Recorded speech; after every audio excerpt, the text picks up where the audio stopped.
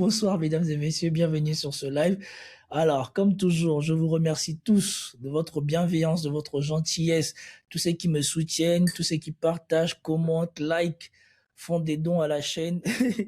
Ça aide beaucoup. On va commencer avec l'Afrique parce qu'il y a beaucoup à dire sur l'Afrique, étant donné que Macron, il est en Afrique depuis un moment et que vous avez tous souhaité que je commente la présence de Macron en Afrique et les choses qu'il a dit. Moi, ce qui m'a intéressé avant de commenter la séquence de Nairobi, c'est d'abord cette séquence-ci de Macron. Parce qu'il y a beaucoup de choses qu'il dit pendant qu'il est en Afrique qui sont en contradiction avec ce que nous avons appris ici sur RTL.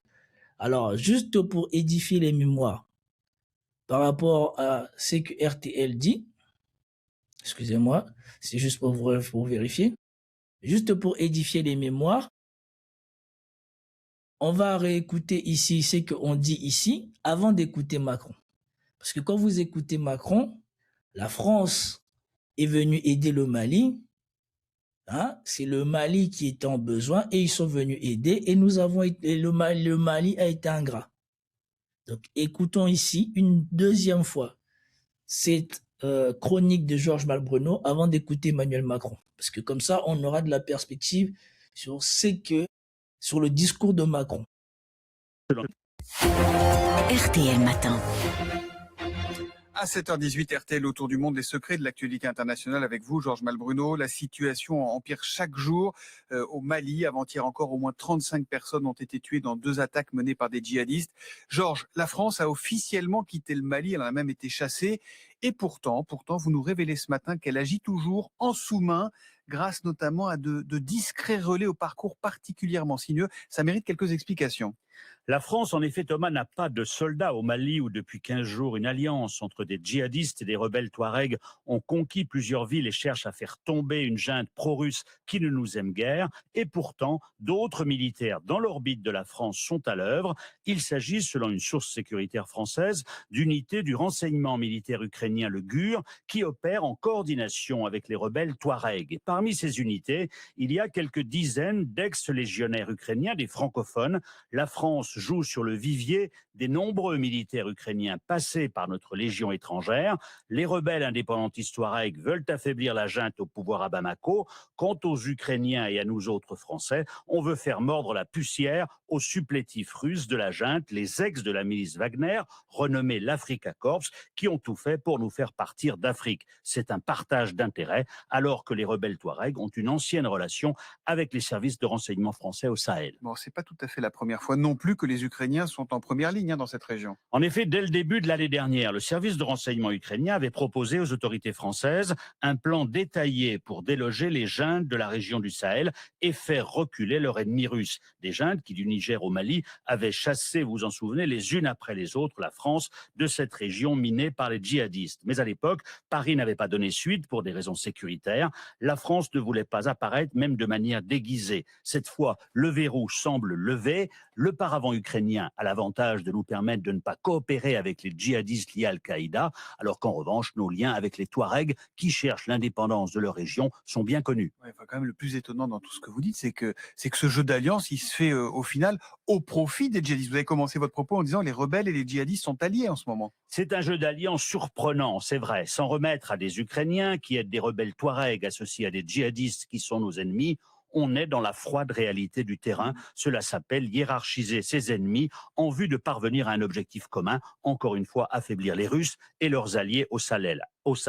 Alors face à une situation quand même délicate, la France limite son aide opérationnelle à ses relais ukrainiens, à du soutien technique en matière de transmission notamment. Ce jeu de billard à plusieurs bandes avait été repéré et dénoncé l'an dernier par plusieurs pays du Sahel, mais sur le terrain, ce front commun anti-russe et anti-junte marque des points, on l'a vu depuis 15 jours, et l'été dernier déjà, les militaires maliens et leurs supplétifs russes avaient subi une défaite sévère dans le nord du Mali. Interrogé hier soir, le ministère des Armées à Paris nous a répondu que si les militaires ukrainiens avaient quitté la Légion étrangère pour servir l'Ukraine de la manière qu'ils jugent utile, la France n'avait pas d'autre commentaire à faire. Oh, c'est un monument de langue de bois, ça, comme réponse que c'est obtenu du ministère des Armées. Merci beaucoup à vous.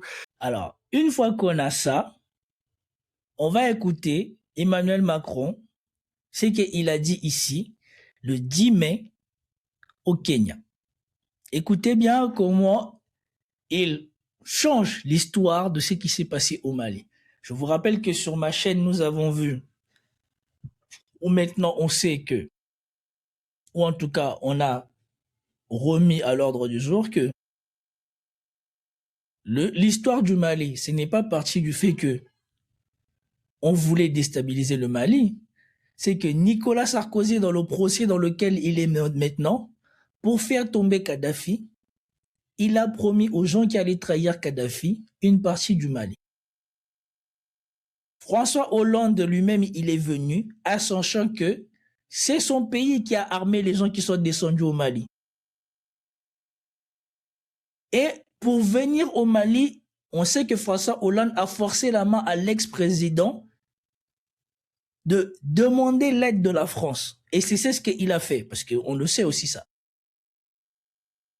Et quand ils sont venus, ces mêmes Français, ils sont partis encore, là encore, aveu de l'ambassadeur français de l'époque, de 2013 je crois, ils sont partis là-bas voir les Touaregs pour semer la zizanie encore parmi les gens qui sont au nord.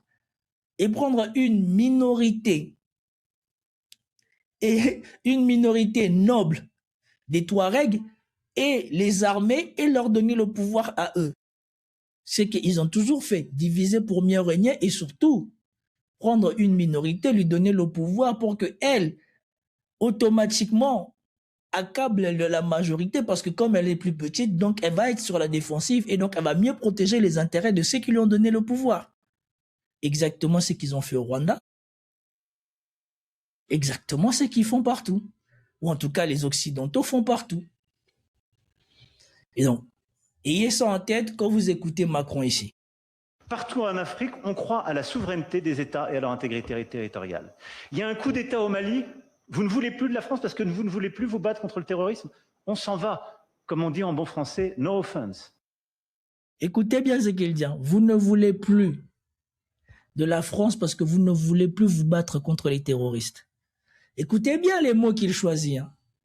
Ils n'ont plus voulu de la France, non pas parce qu'on ne voyait pas de résultats au bout de 10 ans.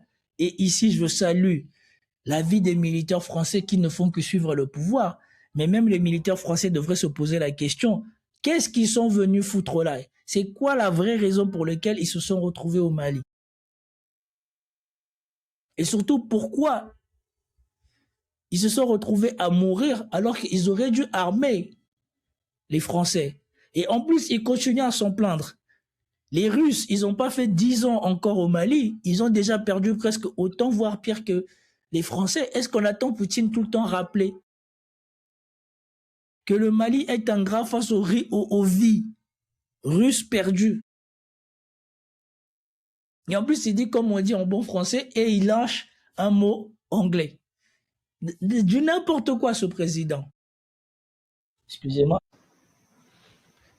Malheureusement, l'actualité montre que ça n'était sans doute pas la meilleure décision que les putschistes maliens avaient prise pour leur pays. Et je veux ici saluer la mémoire de nos soldats, tombés trop nombreux, pour la souveraineté et l'intégrité territoriale du Mali entre 2013 et 2020. Mais nous avons complètement repensé la relation de sécurité. Et ici, il dit des vérités. Et ici, il dit des vérités. Là où on croit qu'ils sont partis, ils sont jamais partis. Dans tous les pays où on les a pas chassés, où ils ont fait semblant qu'ils étaient partis, ils sont jamais partis. Et comme avant, c'était pas grave, puisque les gens n'avaient pas aussi conscience de l'information et surtout on ne laissait pas de place aux gens comme nous. Et malheureusement, ils sont en train de détruire des gens comme nous. Des gens qui pensons notre temps à décrypter leur discours, ils sont en train de nous détruire parce que, comme on le voit sur YouTube, c'est la catastrophe. Bientôt, je transformerai ma chaîne en autre chose pour pouvoir vivre parce que ils sont en train de littéralement tuer tout ce que j'ai créé. Ce qu'il dit là, il dit des vérités. Ils ont transformé. En Côte d'Ivoire, ils sont jamais partis. Au Bénin, ils sont jamais partis. Écoutez bien son discours. Ils sont là.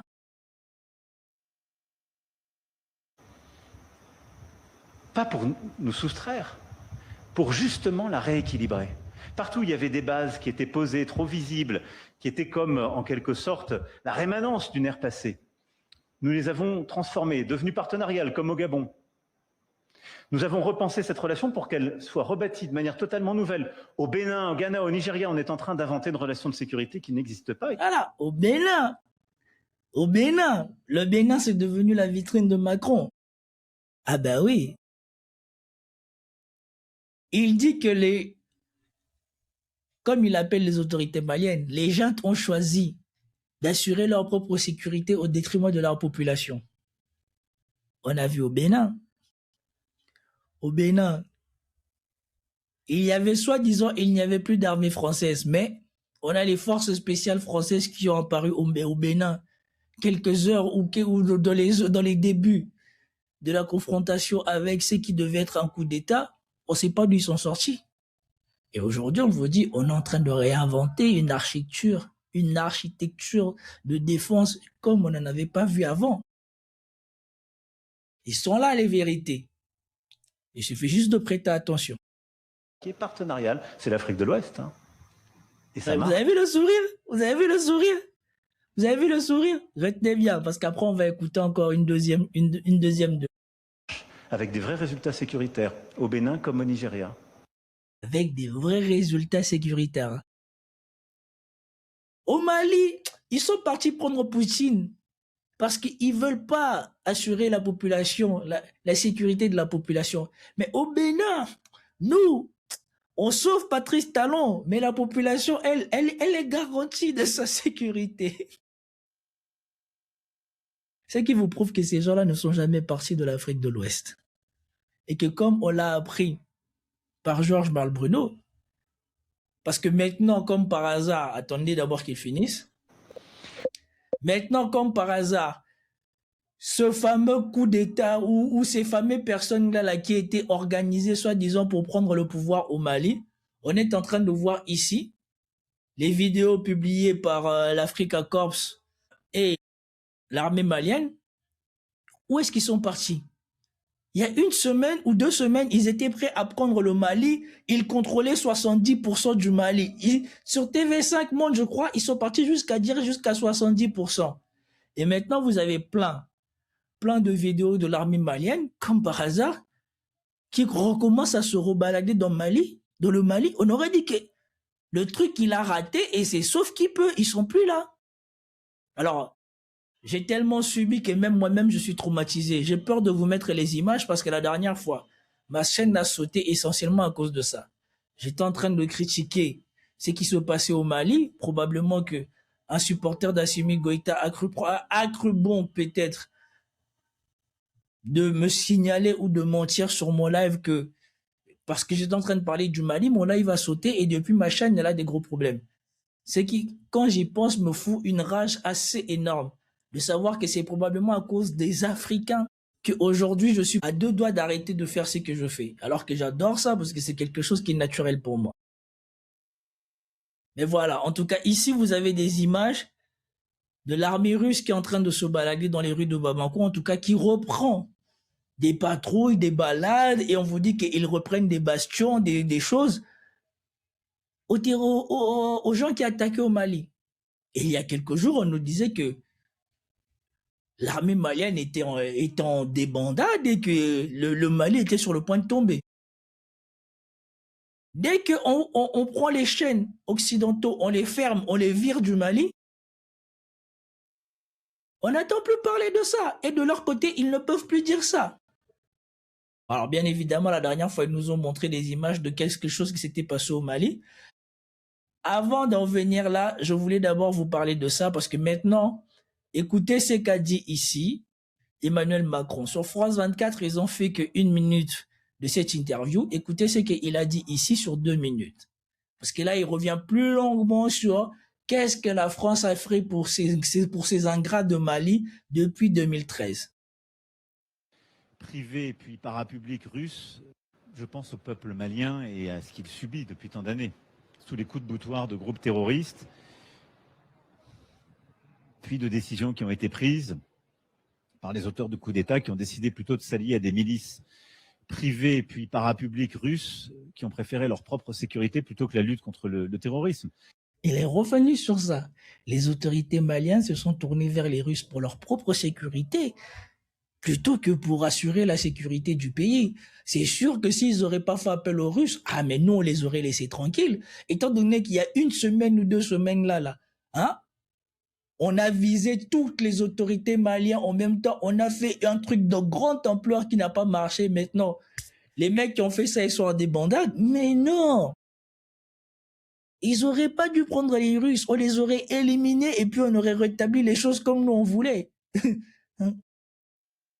La France est venue en 2013. C'est mon prédécesseur François Hollande qui a pris cette décision à la demande du président Keïta. Écoutez bien, à la demande du président Keïta, il appuie bien 2 fois. Hein? C'est pas comment ça s'appelle là, le service des renseignements français. C'est pas eux, ils sont au courant de tout ce qu'ils ont fait en Libye, de tous les armes qu'ils ont déversées en Libye, de toutes les promesses que Sarkozy il a fait à ces gens-là, hein, qu'ils étaient en train de descendre vers le Mali, parce que eux, ils sont venus juste comme ça. Genre, ils savaient pas qu'on a donné trop d'armes au Mali, et on a dit à ces gens-là, allez, non, on a donné trop d'armes en Libye, et on a dit à ces gens-là, allez au Mali, donc on savait pas que c'est ce qui allait arriver au Mali. C'est pour cela qu'on n'a pas dit à l'autre, écoute, ce qui va arriver, c'est trop grave, hein? Ils sont plus armés que toi, parce qu'à l'époque, c'était aussi la France qui vendait des armes essentiellement au Mali, mais l'armée malienne n'était pas armée. Donc, ils ont surarmé des gens pour faire tomber Kadhafi, plus que des pays que eux-mêmes ils soutenaient contrôler. Mais non, mais la France, ils sont venus en sauveur pour rendre service. Pour éviter la partition du Mali et l'avancée des groupes terroristes qui venaient par le nord. Nos armées ont été aux côtés du Mali, mais aussi du Niger, du Burkina Faso durant toutes ces années, et jusqu'en 2020, avec, et même un peu après si on prend les périodes 2021, avec beaucoup de courage, d'engagement sur un mandat qui était clair, qui était à la demande d'États souverains, endossé par l'organisation régionale qui était la CEDEAO.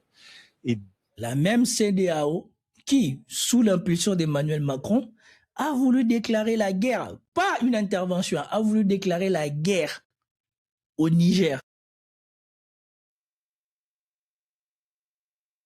Avant qu'on lui dise, bon, si tu déclares la guerre, c'est la guerre pour tout le monde.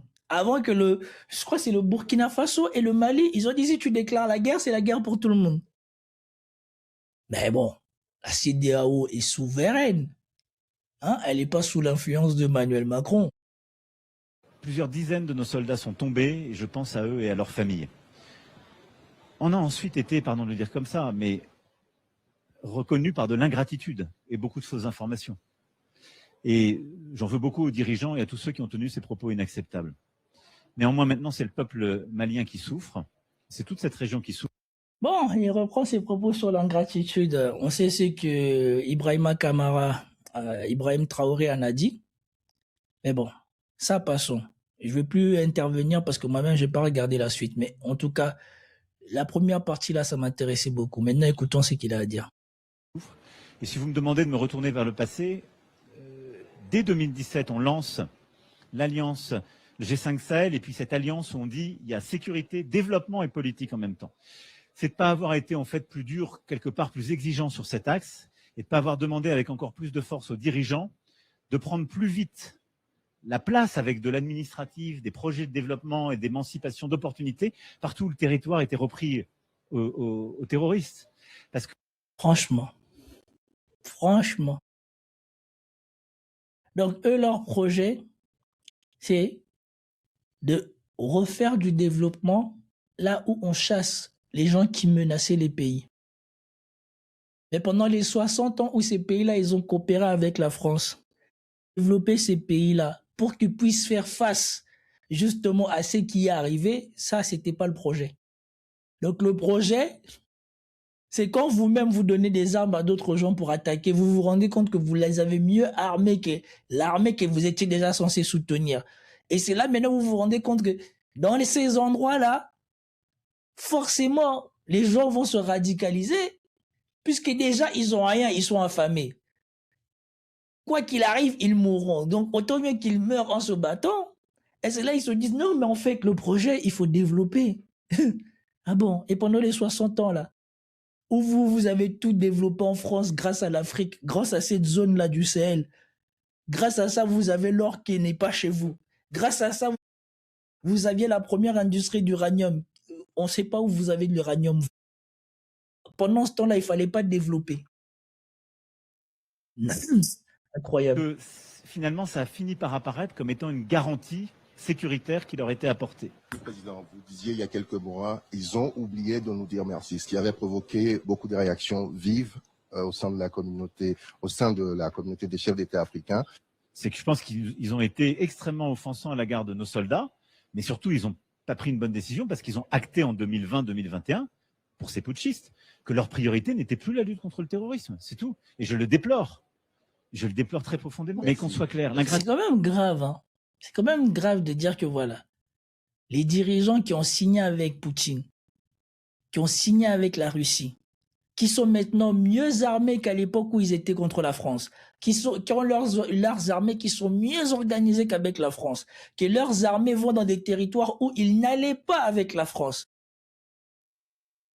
Et lui, il se permet de dire que non, ces dirigeants-là, ils voulaient juste assurer leur ventre. Ils n'en avaient rien à faire de leur population. C'est quand même grave. L'attitude dont je parle, c'est celle qui, à l'égard aussi des soldats tchadiens qui sont venus se battre avec nous au Mali, ou des soldats guinéens qui étaient à nos côtés au Mali, et qui ont perdu des frères d'armes.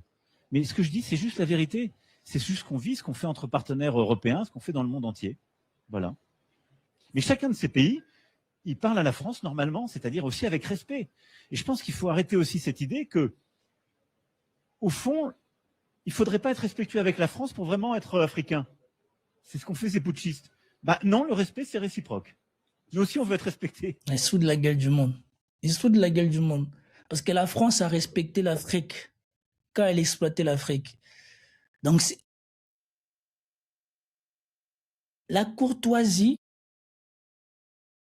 le fait que tu sois courtois, ça ne veut pas dire que tu ne manques pas de respect aux gens. C'est ça que les Français et l'administration, la bourgeoisie française, les élites françaises ne comprennent pas. Eux, ils pensent que parce qu'ils ont des bonnes manières, qu'ils ne sont pas insultants dans leurs bonnes manières. C'est comme l'autre fou là, qui a causé tout ça là. Quand il est parti en Afrique, dire aux Africains que l'homme africain n'est pas assez rentré dans l'histoire. C'est pas parce que tu n'insultes pas les gens que tu ne peux pas leur manquer de respect dans ton attitude ou dans ce que tu fais. Quand on vous dit que le Niger ne percevait presque rien et a voulu augmenter le prix qu'elle percevait de l'uranium, ils lui ont dit que c'était pas possible, alors que eux, ils se faisaient des marges de plus de je sais pas combien de pourcents. Vous pensez que ça c'est quoi? C'est pas un manque de respect? Vous prenez quelque chose, c'est les gens qui vaut 100 et vous leur payez 1 ou 10 ou je sais pas combien ils payent. Vous pensez que ça c'est quoi ça?